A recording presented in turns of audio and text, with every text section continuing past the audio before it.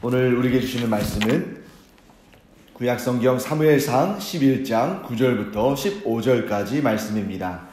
저와 함께 읽어보시겠습니다. 무리가 와 있는 전령들에게 이르되 너희는 길르앗 야베스 사람에게 이같이 이르기를 내일 해가 더울 때에 너희가 구원을 받으리라 하라. 전령들이 돌아가서 야베스 사람들에게 전하매 그들이 기뻐하니라. 야베스 사람들이 이에 이르되 우리가 내일 너희에게 나아가리니 너희 생각에 좋을 대로 우리에게 다 행하라 하니라. 이튿날 사울이 백성을 3대로 나누고 새벽에 적진 한가운데로 들어가서 날이 더울 때까지 암몬 사람들을 치매 남은 자가 다 흩어져서 둘도 함께 한 자가 없었더라. 백성이 사무엘에게 이르되 사울이 어찌 우리를 다스리겠느냐 한 자가 누구니이까? 그들을 끌어내소서 우리가 죽이겠나이다. 사울이 이르되 이 날에는 사람을 죽이지 못하리니 여호와께서 오늘 이스라엘 중에 구원을 베푸셨음이니라. 사무엘이 백성에게 이르되 오라 우리가 길갈로 가서 나라를 새롭게 하자. 모든 백성이 길갈로 가서 거기서 여호와 앞에서 사울을 왕으로 삼고 길갈에서 여호와 앞에 화목제를 드리고 사울과 이스라엘 모든 사람이 거기서 크게 기뻐하니라. 아멘. 자, 우리가 어제 이제 이 11장 앞쪽을 함께 보면서 똑같은 소식을 들었지만 서로 다르게 반응하는 자들을 살펴봤습니다. 어떤 이는 울고 낙심했지만 또 어떤 이는 하나님의 영에 크게 감동해서 하나님의 승리의 역사를 경험하게 되는 것을 봅니다. 그래서 우리 어제 이런 말씀 나눴죠. 우리가 똑같은 일이라 할지라도 하나님께 소망을 둠으로 말미암아 또 성령으로 충만함으로 말미암아 그 가운데에서 구원을 이뤄내는 여러분과 제가 되기를 간절히 축원합니다. 자, 오늘 이제 사울은 하나님의 영으로 충만한 그런 상태에서 사울이 무슨 일을 했는가 우리가 한번 살펴보기를 원합니다. 자, 하나님의 영으로 충만한 사울은 예언을 합니다.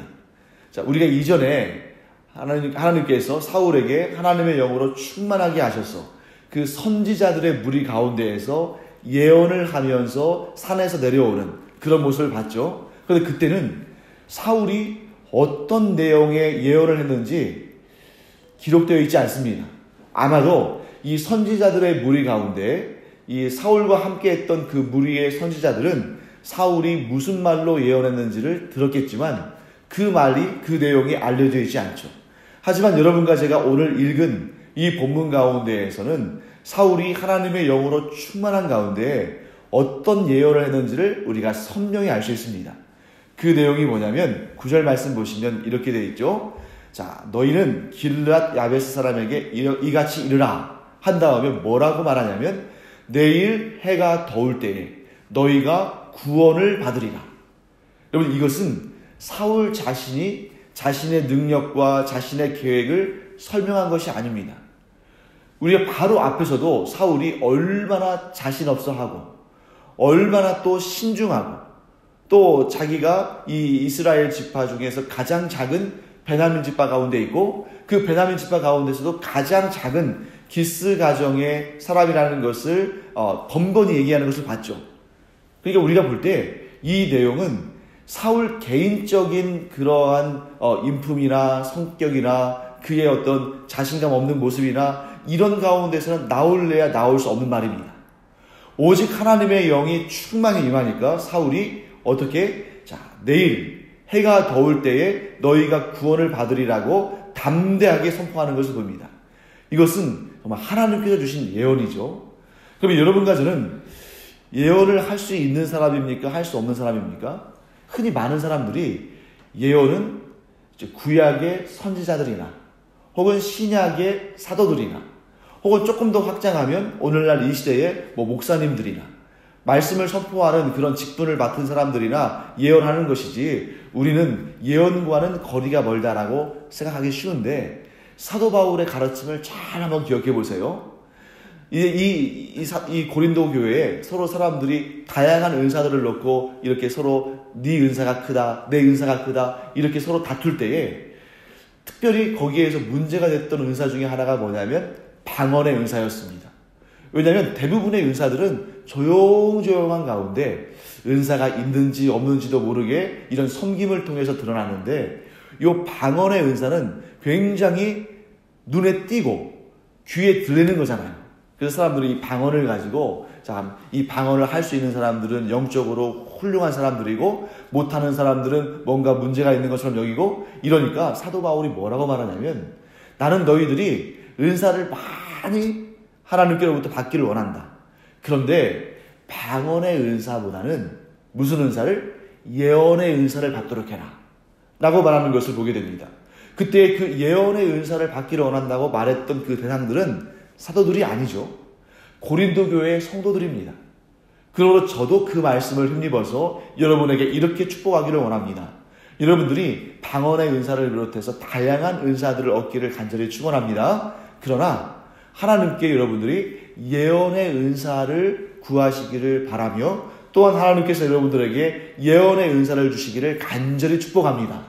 그런데 그 예언의 은사에 대해서 우리가 오해를 하면 안 된다는 거예요.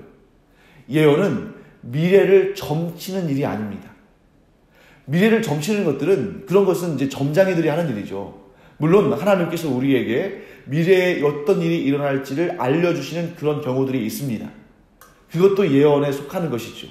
하지만 우리가 간절히 바랄 예언은 뭐냐면 우리의 삶 가운데에 믿음의 언어로 하나님께서 어떠한 일을 이루실지를 우리가 스스로 믿음으로 선포하고 믿음으로 축복하는 것입니다.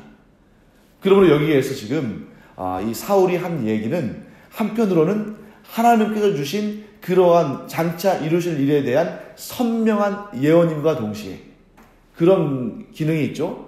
하나님께서 분명히 주실 것을 성령의 충만함을 통해서 미리 깨닫고 선포하는 것입니다.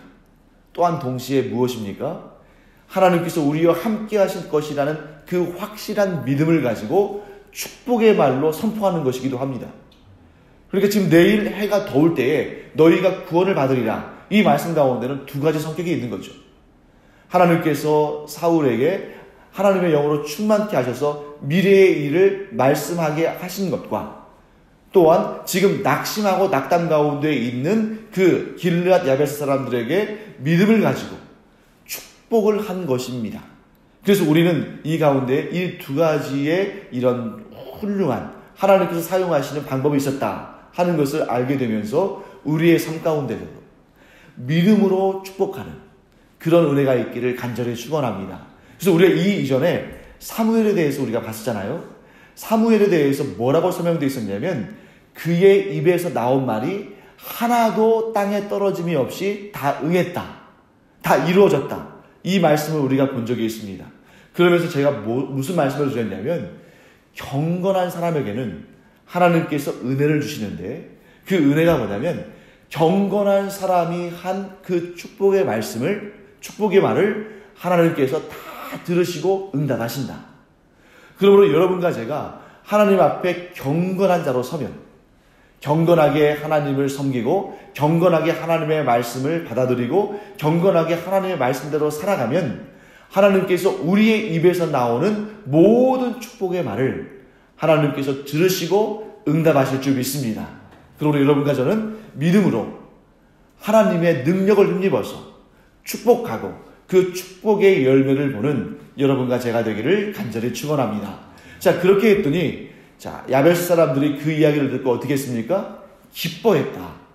9절 말씀에 기뻐했다고 되어 있죠? 자, 이 야베스 사람들도 참 복된 사람들입니다. 누군가 믿음을 가지고 축복했을 때 그런 일이 뭐 우리 안에 있겠어?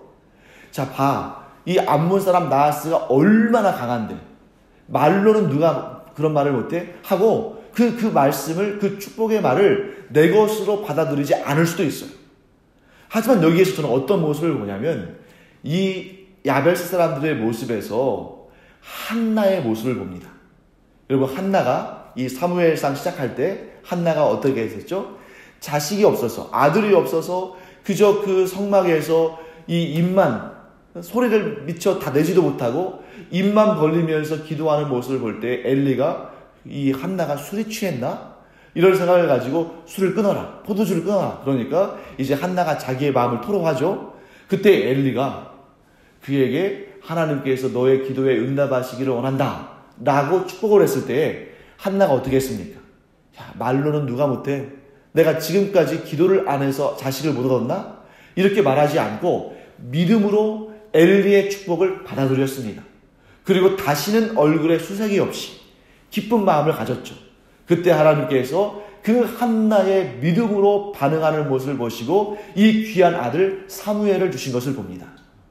여러분과 제가 마음껏 축복하는 사람이 되어야겠지만 동시에 나를 향해서 누가 축복을 하면 또 이 성경을 읽을 때의 성경에 축복의 메시지가 있으면 이것이 하나님께서 내게 주신 메시지로 받아들이고 믿음으로 아멘하고 기뻐하는 여러분과 제가 되기를 간절히 축원합니다. 그래서 이 야벳 사람들이 기쁨으로 그 축복의 말씀, 그 예언의 말씀을 받아들였을 때에 하나님은 역사하셨습니다. 사울만 가지고는 안 됩니다. 야벳 사람들도 믿음으로 반응해야 하나님의 구원을 볼 것입니다. 그래서 여러분과 제가 꼭 기억하기 바랍니다. 나는 축복하는 사람이며 또한 축복의 말씀을 믿음으로 받는 사람이다. 그러면 반드시 그 안에 기쁨이 넘치는 일들을 하나님께서 정말 끊어지지 않게 날마다 우리가 숨쉬는 순간마다 부어주실 줄을 믿습니다. 자, 그 다음 보겠습니다.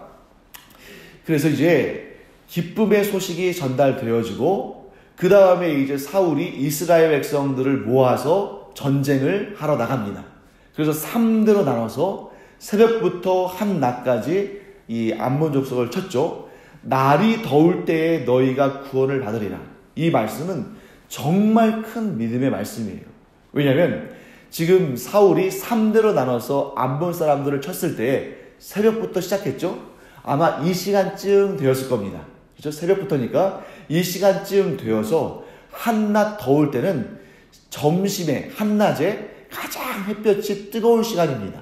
그러니까 아마 시간으로 따지면 뭐 한 6시간, 길게 잡으면 한 7, 8시간, 이 7, 8시간 만에 하루가 다 지나기도 전에 놀라운 승리의 역사가 어느 정도였습니까? 암몬 사람들이 도망치기 시작하는데 얼마나 혼비백산했는지 2명이 함께 가지 못할 정도로 다 저마다 뿔뿔이 흩어지는 놀라운 승리를 거뒀습니다.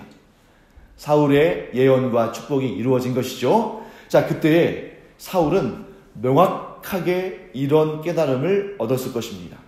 그것은 뭐냐면 이 전쟁의 승리는 내가 강해서 내가 지혜로워서 내가 전략을 잘 짜서 된 것도 아니고 이스라엘 백성들의 군사력이 강해서도 아니고 이 전쟁은 오직 하나님의 손에서 이루어진 것이다. 즉 하나님의 능력과 하나님의 권세와 하나님의 그 손의 권능으로 이 전쟁에서 승리했다 하는 것을 깨달았다는 것이죠. 사랑하는 성도 여러분, 우리 안에도 이런 고백이 있기를 간절히 축원합니다. 우리의 삶 가운데 이루어지는 놀라운 승리의 역사는 그 어느 것 하나도 우리 스스로의 힘과 능력과 지혜로 이루어진 것은 없습니다. 그 모든 것은 하나님의 권능으로, 하나님의 지혜로, 하나님의 은총으로 이루어졌다 하는 것을 우리가 깨달아야 됩니다. 사울이 그 사실을 깨달았을 때에 하나님의 은혜가 이스라엘 가운데 머물러서 이스라엘의 평화가 임했어요. 사울이 이런 마음으로 이스라엘의 평화를 지키시는 분은 하나님이시라는 사실을 믿고 고백하고 그가 그러한 마음으로 이스라엘을 통치했을 때에는 이스라엘의 평화가 임했는데 이제 좀 뒤에 사무엘상 13장으로 가게 되면 안타까운 일들이 벌어지죠. 자기의 힘과 능력으로 이스라엘의 평화를 지키고자 했을 때 자기의 전략과 자기의 군사력과 자기의 통치력으로 이스라엘의 독립과 이스라엘의 평화를 지키려고 했을 때에 이스라엘의 평화가 깨져버리는, 또 개인적으로 자신 안에서도 그 평화가 깨져버리는 이런 안타까운 역사가 있는 것을 우리가 보게 됩니다. 사랑하는 성도 여러분, 우리 반드시 기억하길 바랍니다. 우리 안에 평화가 임하는 것도, 우리 가정 안에 평화가 있는 것도, 나아가서 나라와 민족과 온 세상 가운데 평화가 임하는 것은 그것은 우리가 방금 전에 찬송한 것처럼 하늘에서부터 임하는 것이지, 내 손과 내 능력과 우리 가정과 이 나라 이 민족의 권세와 능력과 힘으로 되는 것이 아니다 하는 것을 우리가 분명히 고백하기를 원합니다. 그래서 전쟁은 지도자의 리더십이나 전술이나 군대의 용맹함이나 기술에 의해서 결정되는 것이 아니라 오직 하나님의 영으로 강하게 역사하심을 받은 사람이 이끌어가며 그 모든 백성들이 오직 하나님만을 의지하고 오직 하나님만을 바라볼 때에 전쟁의 승리는 그 가운데 이루어지고 또 그 사람들 안에 하나님이 주시는 평화가 임한다 하는 것을 반드시 기억하길 바랍니다. 그래서 이것을 잊어버리면 평화가 깨지는 것이죠. 하지만 끝까지 이 믿음을 가지고 하나님만을 붙들면 그 평화를 하나님께서 지켜주실 줄을 믿습니다.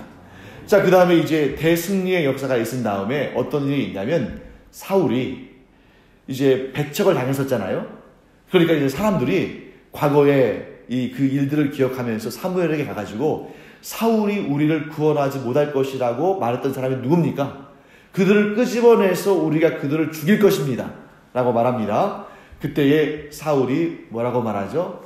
죽여서 안 된다 라고 말합니다. 왜? 여호와 하나님께서 구원을 베푸신 이 기쁜 날을 슬픈 날로 만들어서는 안 된다는 거예요. 하나님께서 구원하신 날, 이 날을 우리가 모두 함께 기뻐하고 즐거워해야지 우리 손에 피를 묻혀서는 안 된다는 것입니다. 참 대단한 생각이죠. 그러니까 이때까지만 하더라도 사울이 자신을 왕으로 여기지 아니하고 누구를? 하나님을 왕으로 여기고 있다는 것을 알게 됩니다. 만일 이 순간 사울이 자기 자신을 하나님의 그 자리에 올려놓는 그런 교만한 마음을 품었다면, 즉 자기 자신 스스로가 하나님이 아닌 자기 자신이 왕이라고 생각했다면 이 사람들 다 끌어다가 죽였을 거예요. 하지만 사울은 이때까지만 하더라도 하나님을 왕으로 섬기는 사람이었습니다. 그래서 전쟁의 승리가 자기의 공이 아니라 하나님의 능력의 역사라고 믿었기 때문에 그 사람들을 용서할 수 있었던 것이죠. 그래서 하나님을 섬기고 하나님만을 믿고 하나님만을 따랐을 때에 사울 안에도 진정한 평화가 있었고 또 이 사울이 다스리는 이스라엘 안에도 평화가 임했습니다. 그래서 저는 이 시간 이 말씀을 정리하고 좀 말씀을 마무리했으면 좋겠는데요. 우리의 삶에 언제 평화가 깨지는가? 이 부분을 한번 살펴보기를 원합니다. 여러분과 제가 이 부분은 다 우리만의 답이 있을 거예요. 왜냐하면 우리의 삶 가운데에 평화가 깨지는 경우들이 분명히 있었고 또 지금도 있을 수 있기 때문입니다. 자, 저는 이렇게 세 가지로 정리해 봤습니다. 첫째, 우리의 삶 가운데 언제 평화가 깨지는가? 첫째, 내가 열심히 수고하고 노력했으나 그 일이 실패로 돌아갔을 때. 여러분, 내가 나름대로 열심히 노력하고 열심히 힘을 다해서 수고했습니다. 그리고 이 일이 너무 중요한 일이기 때문에 이 일을 놓고 기도도 열심히 했어요. 하나님의 도우심을 구했습니다. 그런데 그 일이 실패했을 때, 그 노력이 수포로 돌아갔을 때 마음속에 평화가 있는 사람은 아무도 없을 거예요. 당연히 평화가 깨집니다. 그러니까 우리가 열심히 수고하고 노력한 그 일이 잘 될 줄 알았는데 그 일이 실패했을 때 마음의 평화가 깨지는 것이죠. 자, 두 번째는 내가 열심히 수고하고 노력했어요. 직장에서나 가정에서나 교회에서나 내가 나름대로 내 최선의 노력을 다하고 수고했습니다. 그런데 다른 사람들이 내 그 수고와 열심을 알아주지 않고 나를 인정해주지 않을 때 내 마음속의 평화는 깨지게 되는 것이죠. 이게 두 번째입니다. 자, 마지막 세 번째는 뭐냐면 애매한 고통을 당할 때죠. 악한 자들이 나를 공격하고 나를 궁지로 몰아갈 때 내 마음속에 평화가 깨집니다. 주로 이제 직장이나 우리가 일을 하다 보면 나에 대해서 오해를 하거나 혹은 의도적으로 나를 이렇게 몰아붙이고 공격하고 뒤집어 쓰이는 그런 경우들을 보게 되죠. 이런 경우에 마음의 평화가 깨집니다. 첫째, 우리의 열심히 노력하고 수고한 일이 실패했을 때, 둘째, 내가 열심히 수고하고 노력했는데 아무도 나를 알아주지 않거나 인정하지 않을 때, 세 번째, 악한 자들이 나를 공격하고 궁지로 몰아갈 때, 이럴 때 우리의 마음의 평화가 깨지는 것이죠. 그러면 이런 경우에 우리는 어떻게 그 깨어진 평화를 회복할 수 있을까? 혹은 이 평화가 깨지기 전에 그 평화를 지킬 수 있을까? 우리 한번 각각 살펴보겠습니다. 첫째, 내가 열심히 수고하고 노력했으나 실패로 돌아갔을 때 우리는 어떤 마음을 가져야 하는가? 네. 이런 마음입니다. 그 실패로 내 인생이 끝나는 것이 아니다 하는 것을 우리가 알아야 돼요. 우리가 인생 가운데에 실패를 경험합니다. 하지만 우리가 하나님을 믿지 않는 사람이라면 그 자리에서 좌절하고 무너질 수도 있겠습니다만 우리는 하나님을 믿는 사람이에요. 하나님을 믿는 사람의 그 믿음의 유익이 무엇이냐? 바로 그 실패가 끝이 아니라는 것입니다. 그런데 거기서 한 걸음 더 나갈 수 있어요. 그것이 뭐냐면 하나님은 그 실패마저도 사용하셔서 나를 가장 좋게 하신다. 여러분 한번 살펴보시죠. 암몬 사람 나하스가 올라와서 전쟁을 하고자 했을 때에 전쟁이라는 것은 누구도 좋아할 사람이 없습니다. 더군다나 지금 사울 어떤 사람이에요? 아직 왕권이 공고하지가 않아요. 그러니까 이 사울은 자기의 입장에서 보면 최악의 시나리오를 받아든 겁니다. 아니 지금 왕권도 확립이 안 돼 있고 사람들도 자기를 의지하지 않고 인정해 주지도 않는데 거기에 덜썩하니 이 왕으로서는 가장 두렵고 힘든 일인 전쟁이 벌어졌으니 얼마나 두렵고 얼마나 힘이 들겠습니까? 그러나 여러분, 하나님은 오히려 그 전쟁을 사울이 그 왕권을 강화할 수 있는 가장 좋은, 이스라엘 백성들이 사울을 인정할 수 있는 가장 복된 기회로 사용하셨다는 거죠. 여러분과 제가 실패할 수 있습니다. 하지만 하나님은 얼마든지 그 실패를 발판 삼아서 우리가 감히 기대하지도 못했던 그 놀라운 성공과 놀라운 역사를 이루시는 분인 줄 믿습니다. 그 믿음을 갖는다면 우리는 실패 앞에서도 결코 낙심하지 아니하고 좌절하지 않을 수 있고 그 마음의 평화를 지킬 수 있을 줄 믿습니다. 자, 두 번째, 다른 이들이 나의 수고와 열심을 알아주지 않고 나를 인정하지 않을 때 우리는 어떻게 반응해야 할 것인가? 바로 사울의 경우죠. 사울이 얼마나 나름대로 열심히 하려고 노력했겠습니까? 그런 사람들이 알아주지 않아요. 인정하지 않아요. 그때 우리는 어떻게, 그런 상황 가운데 우리는 어떻게 반응해야 할 것인가? 첫째, 누구도 아무도 나를 알아주지 않는다 할지라도 하나님만이 나를 알아주신다면 그것으로도 족하다. 그것만으로 족하다. 하는 마음을 가져야 돼요.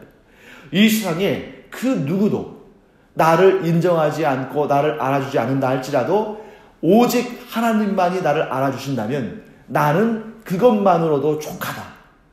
내가 이 땅에서 그 어떠한 상급을 받지 못한다 할지라도, 이 땅에서 그 누구로부터 영광을 받지 못한다 할지라도 하나님의 나라에서 하나님께서 나를 위해 상급을 예비하신다면 그것만으로도 족하다.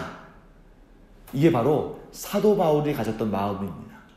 여러분과 제 안에도 이런 마음이 있기를 간절히 축원합니다. 하나님께서 나를 알아주신다면 나는 그것만으로도 정말 감사하고 기쁘고 즐겁다라는 마음을 갖는다면 우리가 어떤 일을 할 수 있냐면, 그렇게 했을 때 우리가 어떤 일을 할 수 있냐면 하나님께서 우리를 높여주실 때를 기다릴 수 있어요.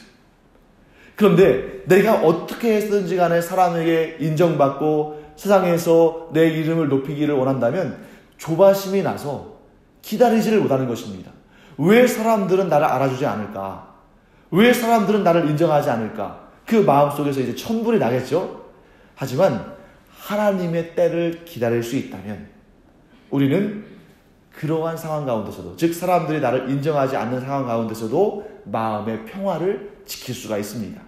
자, 이제 마지막, 악한 자들이 나를 공격하고 나를 궁지로 몰아갈 때 그렇게 평화가 깨어질 수 있는 그런 순간 가운데서도 우리는 어떻게 평화를 지킬 수 있을까? 딱 한 가지 고백입니다. 그것은 뭐냐면 하나님께서 선악간에 판단하실 것이다. 여러분, 우리가 가끔씩 이제 이런 뉴스 보도를 보잖아요. 그러면 누군가가 악한 일을 저질렀고 거기에 대한 피해자가 있습니다. 그런데 어떤 경우는 나중에 한참 지나서 가해자와 피해자가 바뀌는 경우도 있어요. 막 한참 막 매스컴에서 이 사람이 나쁘다고 막 몰아갔는데 나중에 알고 보니까 그 반대의 경우도 있을 수 있습니다. 그런 일들을 보면서 저는 가끔 어떤 생각을 하냐면, 내가 지금 이렇게 판단하는데 이 판단이 잘못된 것일 수도 있겠구나. 그런 매스컴의 보도랄지 또는 사람들의 말을 듣다가 보면 분명히 나도 이제 사람이기 때문에 이런저런 판단하지 않겠습니까? 근데 이게 꼭 맞지 않을 수도 있겠구나 하는 그런 생각을 하게 됩니다. 그래서 그때 저는 이제 어떤 그런 매스컴의 보도가 나올 때 딱 그 보도를 보고 판단하기보다는 내가 모르는 부분이 있을 텐데 하나님께서 선악간에 판단하여 주시기를 원한다. 이런 마음을 갖게 돼요. 그래서 여러분, 악한 자들이 나를 공격하고 궁지로 몰아갈 때, 내 마음의 평화가 깨질 그런 위기에 있을 때 우리는 어떤 마음을 가져야 되냐면, 하나님께서 이 일에 대해서도, 하나님께서 이 사람에 대해서도, 하나님께서 우리 간에 펼쳐지는 이 관계에 있어서도 선악간에 판단하여 주실 것이다. 그러므로 내가 하나님 앞에 범죄하지 않았다면, 내가 하나님 앞에 부끄러운 일이 없다면 하나님께서는 반드시 나를 그 악인들의 손에서 건져내어 주실 것이다. 그러나 내가 내 자신을 또한 돌아보며 겸비해야겠죠. 왜? 내가 그 악인의 자리에 서 있을 수도 있으니까.